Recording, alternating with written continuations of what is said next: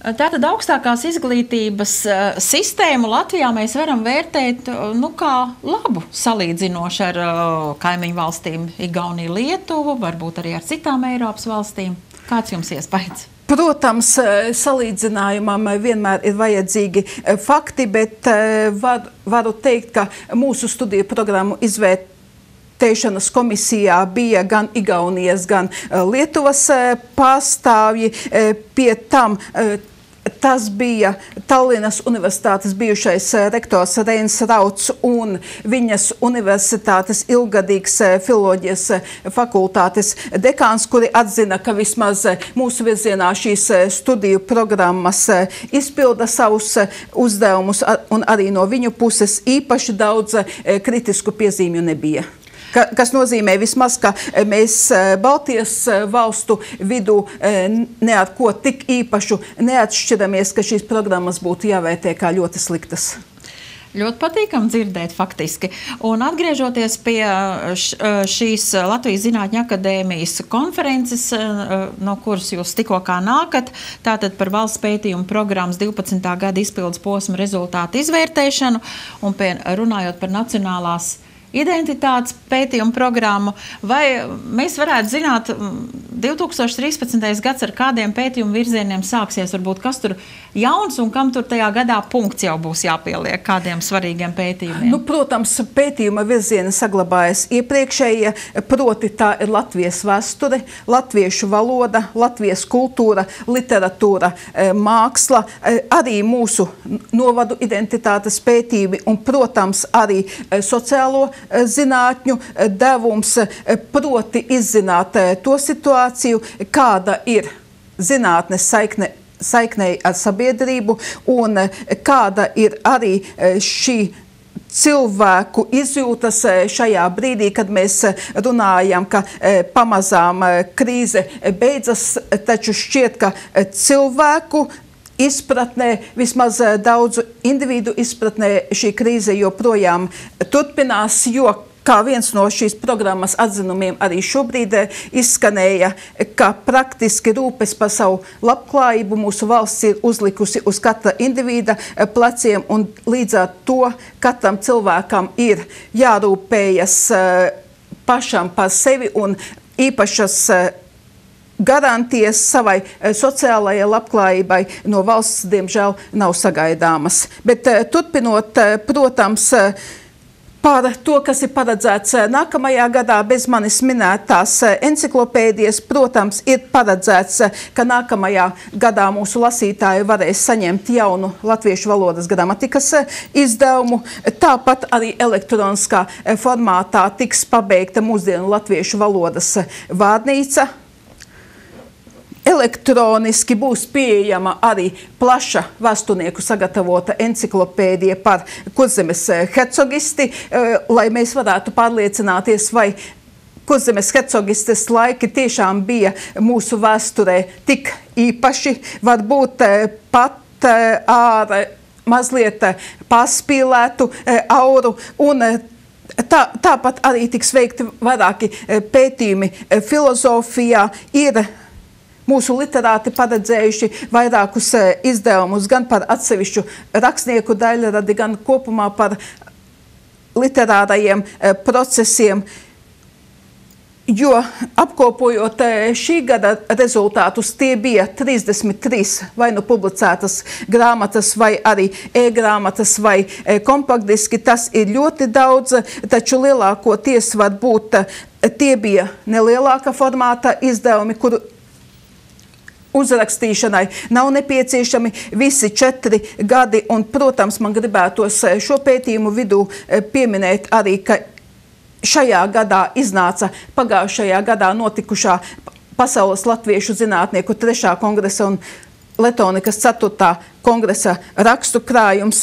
Iznāca vairāki filozofu pētījumi, piemēram, Ievas Lapinskas identitāte un citādība, rakstu krājums Reliģiozitāte Latvijā, arī Krūmiņas Kaņkovas Sensus Divinitatis par filozofisko teoloģiju. Arī pirmo reizi tika publicēts latviešu filozofa Teodora Celma pētījums vācu valodā, kas līdz šim brīdim nebija publicēts. Arī ir iznākusi Igora Šuvajeva pārdomu grāmata Laika raksturojums vērtību un identitātes meklējumos.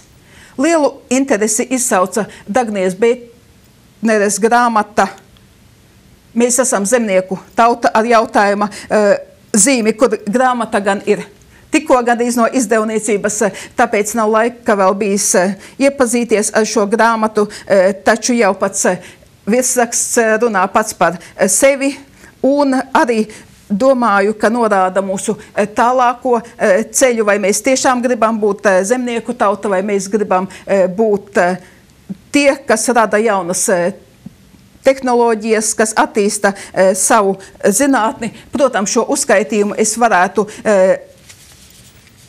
daudz turpināt. Vēsturnieki ir izdevuši piemiņas krājumu izcilajam arheologam Jānim Apalam, kurš pagājušajā gadā ir miris, proti pētījumu Āraišu ezerpils, kur ir publicēti gan viņa paša raksti par Āraišu ezerpili, tās tapšanu arī par meklējumiem šīs pils atrašanā, un, protams, arī tie ir kolēģu veltījumi Jānim Apalam. Tāpat Liepājā ir tapis Artura Medvecka pētījums par izcilo diriģentu Kārli Rudolfu Kreitsbergu. Grāmata sauc Kārlis Rudolfs Kreitsbergs un viņa laiks. Bez tam no sociālo zinātņu pētījumiem gribētos minēt pirmo zinātnisko klausām grāmatu, proti tā ir grāmatiņa Divas puses, kur šie abās pusēs karojošo stāsti ir ierunāti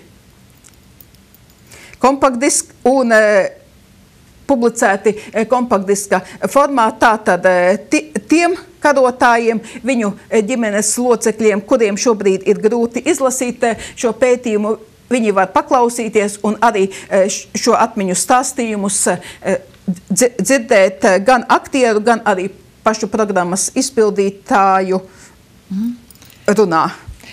Es gribēju pajautāt, e-grāmatas tas ar mums ar vien vairāk, ja vienāk arī ikdienā, bet tās klausām grāmatas arī ir viena interesanta padarīšana. Vai ir domāts arī par to, ka tādas klausām grāmatas varētu veidot par citiem tādiem aktuāliem un sarežģītiem tematiem, kur izskanētu tiešām 2 pušu viedokļi vai 4 pušu viedokļi? Kā mēs šodien dzirdējām arī no šī projekta izpildītājiem, tad ir domāts arī šo pašu klausām grāmatu Divas puses tulkot krievu valodā, lai varētu iepazīties ar šīm pārdomām arī tie, kura dzimtā valoda ir krievu valoda, arī ne tikai Latvijā dzīvojošie, bet arī varbūt bijušajā Padomju Savienībā dzīvojušie, tātad lielākoties tie, kas karoja šīs frontes vienā pusē, un pēc tam varbūt varētu domāt, protams, par šīs grāmatas tulkošanu arī kādā citā valodā, varbūt vācu, varbūt angļu, taču tās vēl nav tuvākā laika ieceres.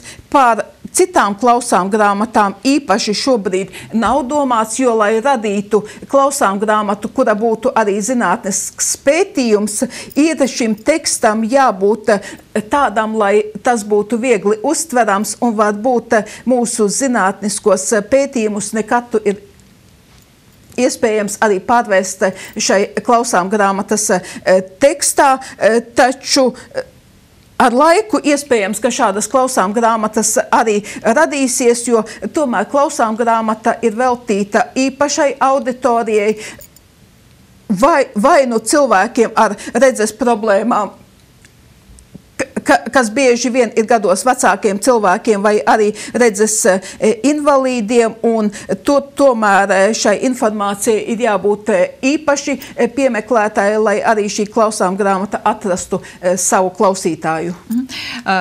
Šonedēļ īstenībā gaidāms vēl viens notikums, un iespējams, ka Latvijas Zinātņu akadēmija varētu tikt pie jaunā prezidenta galu galā, beigās jāsaka.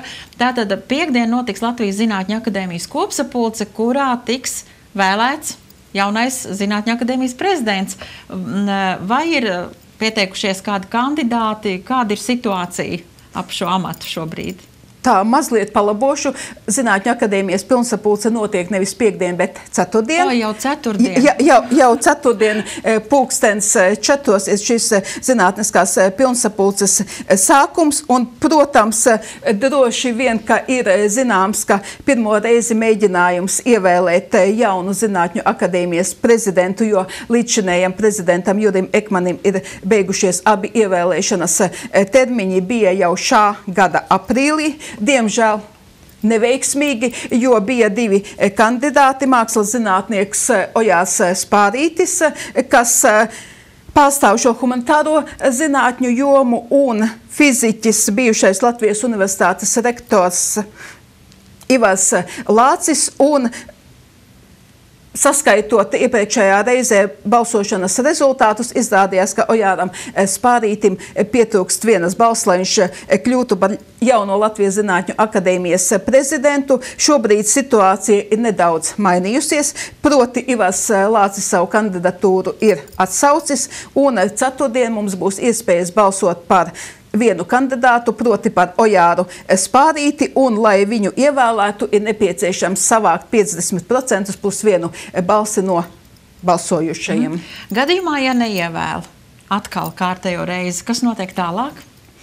Ja šajā reizē neievēl, tad tiek sludināts jauns pieteikšanās cikls, proti tiek izvēlēti citi kandidāti, un tad, acīm redzot, ka pilnsapulce arī lems, vai tas notiks nākamajā pilnsapulcē jau 13. gada aprīlī, vai varbūt tiks sasaukta ārkārtas pilnsapulce, lai vēlētu jaunu akadēmijas prezidentu.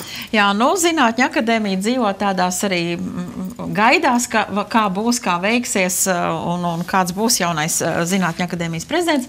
Paldies par sarunu, paldies, ka atnācāt, un paldies par tādu paplašinātu ieskatu valsts pētījumu programmās, kur strādā mūsu Latvijas zinātnieki. Paldies! Paldies!